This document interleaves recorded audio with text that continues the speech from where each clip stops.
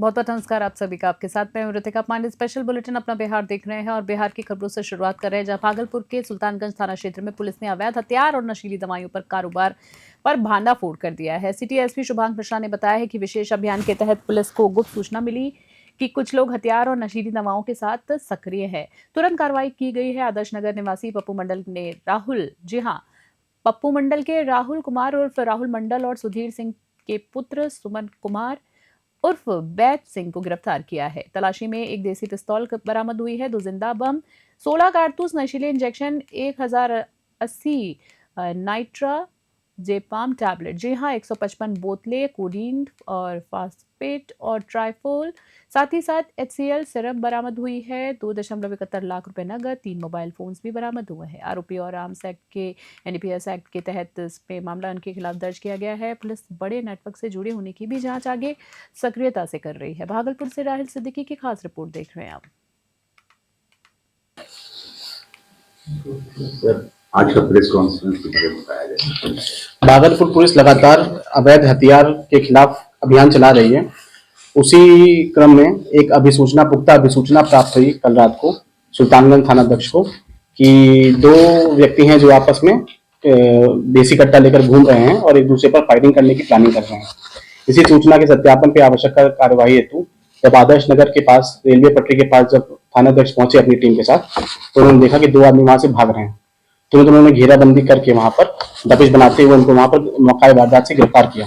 गिरफ्तार करने के बाद उनकी निशानदेही पर उनके घर में जाकर जब प्रॉपर रेड और सर्च किया गया तो एक पिस्टल बरामद हुई, 2 जिंदा बम बरामद हुए, 16 जिंदा कारतूस बरामद हुए जो कि वो खुद साथ में कैरी कर रहा था, अपनी बॉडी पे कैरी कर रहा था। 2,71,700 नगद राशि बरामद हुई, 3 मोबाइल बरामद हुए। इसके अलावा घर से ही बहुत सारी नशे की टेबलेट्स बरामद हुई। 1000 यातायात पुलिस ने शहर स्थित शहीद द्वार के पास वाहन जांच अभियान चलाया है, जिसमें बिना हेलमेट चल रहे बाइकर्स को रोककर जागरूक किया गया है। अभियान का उद्देश्य सड़क दुर्घटनाओं को कम करना है, सड़क सुरक्षा के प्रति लोगों में जागरूकता लाना है। पुलिस ने बाइकर्स को हेलमेट पहनने और जिंदगी बचाइए के संदेश दिए हैं। हेलमेट पहनने के महत्व के बारे में भी जानकारी दी है सक्रियता से। वहीं इसके अलावा बात करें तो अभियान के दौरान ड्राइविंग लाइसेंस, वाहन कागजात और अन्य सुरक्षा नियमों का पालन करने पर भी जोर दिया गया है। यातायात पुलिस शहर के विभिन्न क्षेत्रों में इस तरह से विशेष अभियान लगातार चला रही है ताकि सड़क और सुरक्षा सुनिश्चित की जा सके और दुर्घटनाओं को रोका जा सके। नागरिकों से पुलिस ने सड़क सुरक्षा नियमों का पालन करने की अपील की। लखीसराय से संतोष कुमार गुप्ता की खास रिपोर्ट। और अगली खबर की बात करें तो बिहार के ऐतिहासिक श्री इंद्र दमनेश्वर महादेव अशोक धाम मंदिर परिसर में 3 जनवरी से 11 जनवरी तक आयोजित होने वाली अंतर्राष्ट्रीय संत मोरारी बापू की रामकथा के लिए सभी प्रशासनिक और सुरक्षा व्यवस्थाएं पूरी कर ली गई हैं। शुभकरण त्रिवेदी, जी हाँ, शुभकरण त्रिवेणी फाउंडेशन कोलकाता द्वारा आयोजित इस भव्य कार्यक्रम में आज बापू का आगमन होने वाला है। वहीं डीएम मिथिलेश मिश्र और एसपी अजय कुमार ने दंडाधिकारियों और पुलिस पदाधिकारियों के साथ बैठक कर सुरक्षा और श्रद्धालुओं की सुविधा सुनिश्चित करने के निर्देश दिए। भीड़ को नियंत्रित करने के लिए कानून व्यवस्था बनाए रखने के लिए कुल 17 संवेदनशील स्थानों पर मजिस्ट्रेट और पुलिस बल की तैनाती हुई है। श्रद्धालुओं की सहायता के लिए परिसर में एक अस्थायी थाना भी बनाया गया है। इसके अलावा कड़ाके की ठंड को देखते हुए प्रशासन ने विशेष इंतजाम किए ताकि कथा सुनने वाले श्रद्धालुओं को परेशानी न हो। लखीसराय से संतोष कुमार गुप्ता की खास रिपोर्ट है कि यहाँ पे मोरारी बापू जो राम कथावाचक है वो आज आएंगे और कल से उनका विधिवत कार्यक्रम शुरू होगा जो कि 11 तारीख तक चलेगा। उसके लेकर हम लोगों ने सारी तैयारियां कर चुके हैं।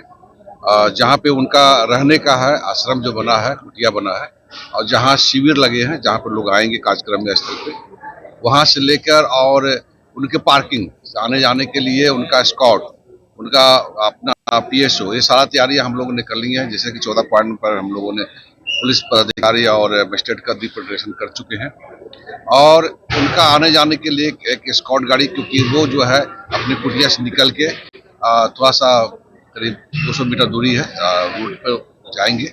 उनके भीड़ होने की संभावना को देखते हुए एक स्कॉट भी रहेंगे साथ में और उनको यहाँ अपना शिविर तक पहुँचाएंगे। और एक इसके लिए एक अस्थायी धाम के परिसर में श्रृंगी ऋषि महामुनि के प्रसंग के ऊपर रामायण कथा होनी है। अगले 2 घंटे में बापू का इस परिसर में आगमन भी हो जाएगा। कुल 14 जगह पे दंडाधिकारी, पुलिस पदाधिकारी तैनात किए गए हैं। ट्रैफिक व्यवस्था भी वन वे कर दी गई है। जो भी वाहन भीतर आएंगे वो वाहन के पास के साथ आएंगे और जो कर्मी रहेंगे सभी कर्मी आई कार्ड के साथ रहेंगे। करीब 10,000 लोगों के बैठने की व्यवस्था की गई है। पंडाल आप बगल में देख सकते हैं। जिला प्रशासन और पुलिस प्रशासन की तरफ से यही व्यवस्था की गई है कि सुरक्षा के व्यापक इंतजाम किए गए हैं। लोगों को कोई दिक्कत न हो, उनको पूरी जानकारी दी जा रही है। मेडिकल टीम का कैंप लगाया गया है और ठंड को लेकर किसी को दिक्कत न हो, इसलिए अलाव की व्यवस्था और जो श्रद्धालु यहाँ पर रहेंगे उनके भोजन की व्यवस्था ये भी मंदिर प्रशासन द्वारा और जो आयोजन समिति है उसकी प्रकार से उनकी तरफ से ये किया गया है। और अगली खबर की बात करें तो भागलपुर जिले से भ्रष्टाचार का एक सनसनीखेज मामला सामने आया है, जहां राजस्व विभाग की बड़ी लापरवाही उजागर हुई है। वर्ष 2015 में मृत हो चुकी महिला बेबी शेख उर्फ रुखसार नशा को 2024 के सरकारी रिकॉर्ड में जीवित दिखाकर उनकी जमीन का नामांतरण यानी म्यूटेशन कर दिया गया। नगर निगम द्वारा जारी मृत्यु प्रमाण पत्र के बावजूद भूमाफियाओं ने फर्जी शपथ पत्र के आधार पर इस जालसाजी को अंजाम दिया है। नियमों के अनुसार मृतका के पति की भी मृत्यु हो चुकी थी, इसलिए जमीन उत्तराधिकारियों के नाम होनी चाहिए थी, लेकिन एक सुनियोजित साजिश के तहत फर्जी दस्तावेज तैयार कर जमीन हड़पने की कोशिश की। मामले का खुलासा होने पर सदर एसडीएम विकास कुमार ने सख्त रुख अपनाया है। जगदीशपुर अंचल और थाना प्रभारी को जांच के आदेश दिए। एसडीएम ने स्पष्ट किया है कि यदि राजस्व कर्मियों की संलिप्तता पाई गई, दोषी पाए गए तो उन पर कड़ी कानूनी कार्रवाई होगी। स्थानीय लोगों ने अब पिछले कुछ वर्षों में सभी नामांतरण की जांच करने की मांग की है। भागलपुर से रायल सिद्दीकी की रिपोर्ट। नहीं, ऐसी एक शिकायत प्राप्त हुई थी किन्हीं आवेदक के माध्यम से कि फोर्ज डॉक्यूमेंट्स के आधार पर दाखिल खारिज कराने का कार्य किया गया है। तो ये कुछ वर्ष पहले का मामला है। उनकी मृत्यु 2015 में ही हो गई थी, लेकिन उनको तथाकथित रूप से जीवित दिखाते हुए और दाखिल खारिज का कार्य कर दिया गया है।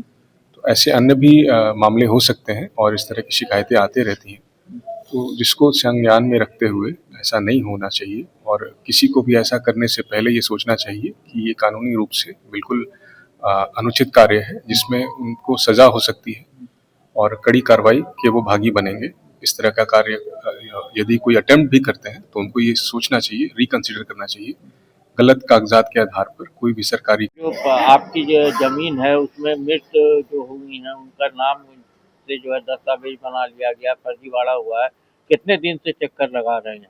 देखिए, हम 2022 से चक्कर लगा रहे हैं। दरअसल गनीचक में हमारी पत्नी के नाम से एक लगभग आधा कट्ठे का एक प्लॉट है।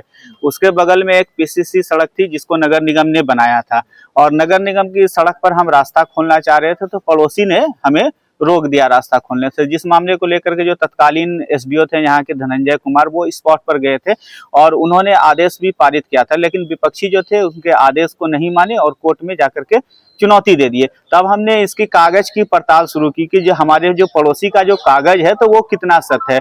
तो जब हमने इसकी कागजों की पड़ताल की तो जब इनका मोटिशन हो गया तो हम उस कागज को जब चेक किए नेट पर के जाकर के तो पता चला कि इन्होंने एक शपथ पत्र दिया है। तो अब जब उस शपथ पत्र के अंदर जब मैंने बारीकी से उसे देखा तो मालूम हुआ, जब समाज में पता किए तो ये महिला तो 2015 में ही मर चुकी है।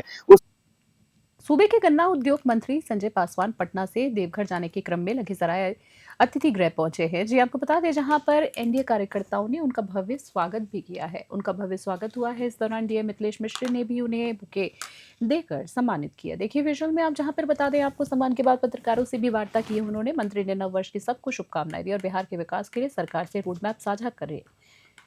संजय पासवान ने जोर देकर कहा है कि पीएम मोदी और सीएम नीतीश कुमार के नेतृत्व में बिहार में पलायन रोकने के लिए ठोस रणनीति तैयार है। उन्होंने दावा किया कि आगामी 5 वर्षों में 3 करोड़ युवाओं को रोजगार देने का लक्ष्य रखा गया है। साथ ही उन्होंने बिहार की बंद पड़ी चीनी मिलों को जल्द पुनर्जीवित करने का भरोसा दिलाया, जिससे किसानों और स्थानीय युवाओं को सीधा लाभ मिलेगा। लखीसराय से संतोष कुमार गुप्ता की खास रिपोर्ट देख रहे हैं। लखीसराय आने का उद्देश्य बस अपने मित्र साथी संगठन पार्टी के साथियों से मिलने आए। जमुई जाना है, जमुई से देवघर जाना है। इसी क्रम में अजय बाबू हमारे पार्टी के जिलाध्यक्ष हैं और कई पार्टी के पदाधिकारी हैं, प्रमुख साथी हैं। उनसे मुलाकात हुआ, नव वर्ष की शुभकामनाएं देते हैं, बधाई देते हैं। दिन दुनी रात चौगुनी हो।